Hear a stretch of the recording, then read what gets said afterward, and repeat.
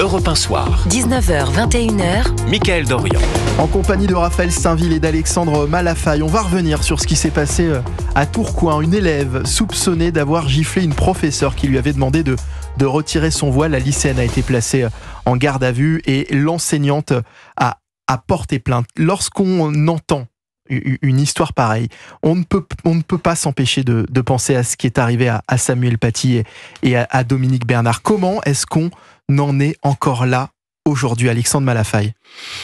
Ce qui est terrible, c'est que dans ces situations, on se rend compte qu'il y a tout sauf l'unité nationale. On verra dans les heures et les jours qui viennent les prises de position des uns et des autres. On est sur un territoire qui est celui de la laïcité, des valeurs sur lesquelles nous sommes censés être tous d'accord, notamment sur la place des religions et la manière dont l'espace public doit rester effectivement dans cette dimension de neutralité.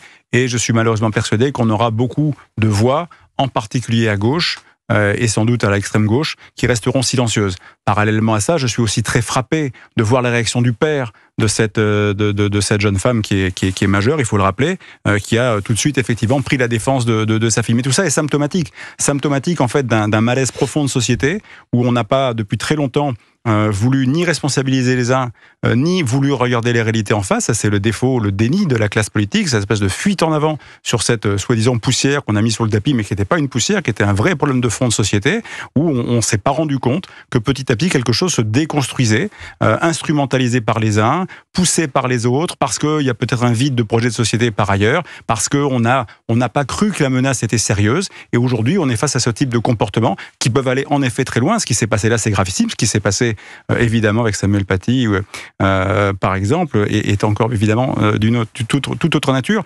Et je pense qu'aujourd'hui, on est face à une espèce de problème de réaction collective où on n'est pas capable de faire front en commun. Et tant qu'on ne sera pas capable de faire ce front en commun pour dire ça, c'est pas possible en France, eh bien vous aurez un territoire qui permettra de laisser propager, grandir et des idéologies qui sont contraires à notre projet de société, et puis l'instrumentalisation politique de cette façon de se comporter qui finalement fait le lit de certains politiciens comme Jean-Luc Mélenchon. À peine arrivée, la nouvelle ministre de l'Éducation nationale, Anne Genetet, se retrouve déjà confrontée au vrai problème, en fait, au problème gravissime que rencontre l'école d'aujourd'hui. Elle a déclaré: frapper un professeur, c'est frapper la République. Elle a également dit elle a également dit que la République ne cédera jamais face à la laïcité et à la violence. Est-ce qu'elle n'a pas déjà cédé justement face à ces problèmes de laïcité et de violence, Raphaël Steinville? Ce serait difficile de l'incriminer alors qu'elle est en poste depuis quelques jours. Ce qui est certain, c'est qu'elle hérite d'un certain nombre de renoncements qui ont conduit à ce que ce genre d'actes soit possible. Alors sans l'incriminer, bien sûr, puisqu'elle faisait un constat. L'école de la République ne cédera jamais face à la laïcité. Mais force est de constater on est vraiment dans une ministre qui fait des vocalises. Maintenant, que peut-elle faire d'autre que de condamner et de dire que la République sera respectée partout? Malheureusement, on voit à quel point l'école aujourd'hui, et c'est pas le seul problème auquel est confrontée l'école, mais l'école est confrontée à une offensive islamiste. On l'a vu ces dernières années avec le nombre de cas d'atteinte à la laïcité qui était en progression permanente. Moi, il y a un sondage qui m'a interpellé ces derniers temps, qui avait été commandé par le JED auprès de l'IFOP, qui était le regard des Français de confession musulmane non seulement sur le conflit Israël et le Hamas, mais surtout sur les questions religieuses et les questions républicaines. Et ce qui était intéressant, c'était vraiment le hiatus qu'il y avait entre la communauté musulmane dans son ensemble et notamment et sa jeunesse.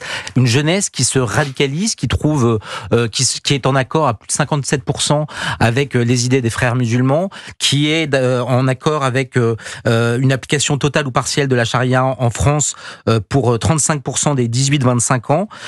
Ça, c'est un phénomène nouveau et qui fait que l'école est vraiment en première ligne et le réceptacle de cette radicalité qui s'exprime aujourd'hui avec cette poussée en France. Jules Torres, dans ce studio tout à l'heure, faisait allusion à l'affaire des voiles de Creil. C'était il y a 35 ans aujourd'hui. On a l'impression que ces sujets, finalement, n'ont pas évolué aujourd'hui, Alexandre Malafaille, 35 ans après. ils n'ont pas évolué. Il y a peut-être un début de prise de conscience, et encore, il est très très relatif.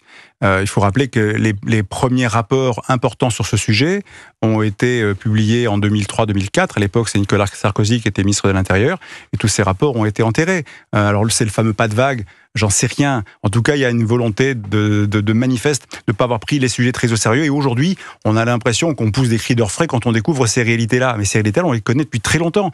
Là, vous avez un autre sondage, vous parlez de sondage Raphaël Steinville, qui est sorti là, il y a peu de jours avec la Fondapol et l'IFOP, qui s'intéresse en effet à la question de l'antisémitisme, qui est aussi très corollaire à toutes ces problématiques-là, et pour essayer de comprendre d'où vient l'antisémitisme en France. Et on voit qu'il y a effectivement deux courants, on va dire, politiques, un à l'extrême droite et l'autre à l'extrême gauche, et souvent très teinté d'islamo-gauchisme, qui effectivement manifeste un comportement antisémite, à la fois par les mots mais par les actes. Et quand vous sondez effectivement les populations musulmanes pratiquantes, plus elles sont pratiquantes, plus elles vont à la mosquée, c'est ce que révèle effectivement le rapport avec Fondapol, plus elles sont tentées d'avoir des propos extrêmement désagréables et manifestent de l'antisémitisme. Alors on ne peut pas dire que toutes les populations musulmanes qui sont religieuses et qui vont à la mosquée tiennent des propos antisémites. On arrive à un musulman sur deux, un pratiquant sur deux, ce qui est beaucoup en termes de ratio. Et c'est ça qui est démontré en tout cas par le sondage. Je ne dis pas que c'est vrai, je dis simplement que c'est ce que dit le sondage. Mais je veux dire, on a l'impression qu'on découvre la réalité. Cette réalité, on la connaît depuis très longtemps. Les alertes, on les a eues depuis très longtemps. Les mises en garde, on les a eues depuis très longtemps. C'est pas la première fois qu'on a ce type de problème. Et on a le sentiment qu'effectivement, on est, en effet, avec des bruits de bouche des uns, de l'agitation politique des autres. Alors, on a interdit la baya il y a 1 an.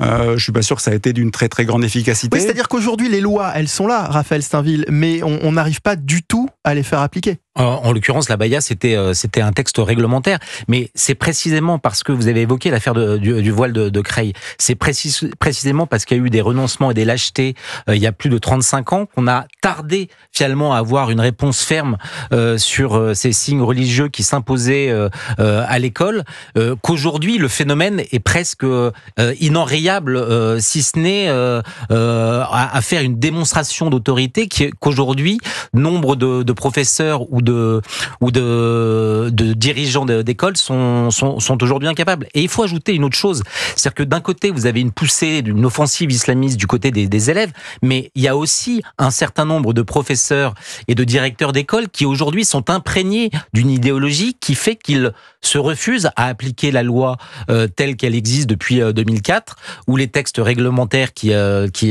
sont venus s'ajouter pour préciser les choses, et ça permet aussi cette offensive et ces coups de boutoir donnés à la laïcité. Merci beaucoup Raphaël Steinville d'avoir été avec nous ce soir, directeur adjoint de la rédaction du JDD. Merci Alexandre Malafaille, fondateur du Cercle de réflexion Sinopia.